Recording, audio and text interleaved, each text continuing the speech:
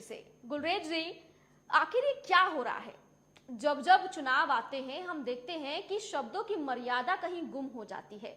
जब अब चुनाव होते हैं किसी भी राज्य में, तब जरूरी होता है कि राज्य को किस तरह से देखा जाए, किस तरह से उसका विकास किया जाए, उसमें कितनी समस्या है, किस तरह से शिक्षा पर बात की जाए, किस तरह से स्वास्थ्य पर बात की जाए, इंफ्रास्ट्रक्चर पर बात की जाए। लेकिन ये बातें नहीं होंगी, होगा तो सिर्फ पीएम मोदी का विरोध। विरोध करिए, गाली मत दीजिए। देखिए, लल्लन सिंह जी ने जो कुछ भी कहा मैं उस पर यही कहूंगा कि वो अपनी उनकी जो परवरिश होगी वो या फिर उनके जो दल के संस्कार होंगे उसी को प्रदर्शित कर रहे हैं। और उससे अधिक मैं कुछ नहीं कहूंगा क्योंकि मेरी ना परवरिश ऐसी है कि मैं किसी अपने से बड़े पर ऐसी टिप्पणी करूं, ना ही मेरे दल के संस्कार उस प्रकार के हैं।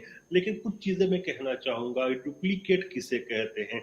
देखिए, डुप्लीकेट उसको कहते हैं कि जो हमारे ऐसे यही 2014 के चुनाव में जिसमें अपने आप को ओबीसी बताया था और हैं भी सही प्रधानमंत्री जी, उसके बाद इन्होंने हमसे गठबंधन किया, इन्होंने इतने साल तक हमारे साथ सरकार बनाई, तो ये इनकी डुप्लीकेसी थी कि नहीं थी, ये मैं इनसे पूछना चाहता तो हूँ। और अचानक से गुलरेज साहब ये हवा कैसे बदल गई?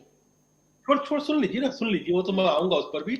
और जहां तक लल्लन सिंह जी की बात है ना, ये सर्वविख्यात बात है कि लल्लन सिंह खुद अपने मन से कुछ नहीं कहते।